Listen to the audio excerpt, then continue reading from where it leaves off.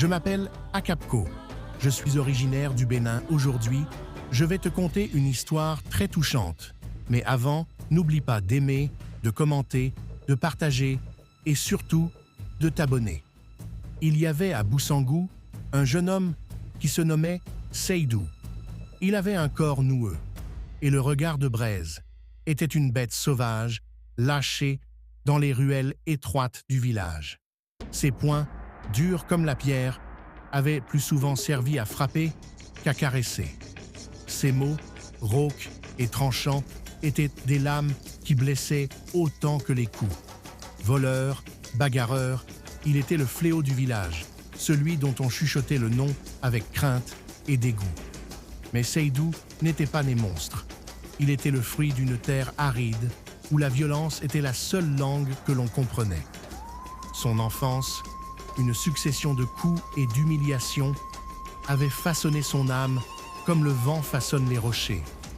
Il avait appris à survivre, en mordant, en griffant, en ne laissant aucune place à la faiblesse.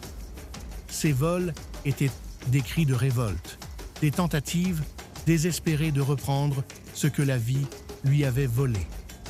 Ses bagarres, des décharges de rage accumulées, des éruptions volcaniques de douleur. Il était un homme en guerre contre le monde, et le monde le lui rendait bien. Un jour, son chemin croisa celui de Safi, une jeune femme aux yeux clairs et à la voix douce comme le miel. Elle ne le regarda pas avec peur ou mépris, mais avec une curiosité troublante. Elle vit au-delà de la carapace de violence, perçut la faille, la blessure secrète. Safi l'écouta raconter son histoire, les mots sortant de sa bouche comme des éclats de verre.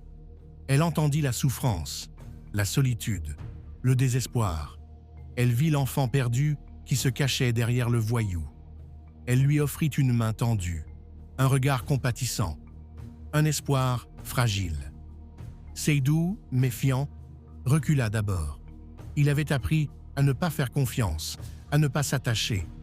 Mais la douceur de Safi était une force tranquille, une rivière qui creusait son lit dans la roche.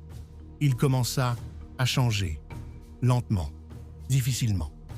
Il apprit à contrôler sa colère, à remplacer les coups par les mots, la violence par la compassion. Il découvrit la joie de donner, de protéger, de se sentir utile. Le chemin fut long et semé d'embûches. Les anciens démons rôdaient, prêts à le faire chuter, mais Safi était là, comme un phare dans la nuit, lui rappelant qu'il pouvait être meilleur. Seydou devint un homme nouveau, un homme qui avait appris à transformer sa souffrance en force, sa rage en courage. Il devint le protecteur du village, celui qui veillait sur les plus faibles, celui qui réparait les injustices. Son histoire devint une légende, une preuve que même les âmes les plus brisées pouvaient se reconstruire.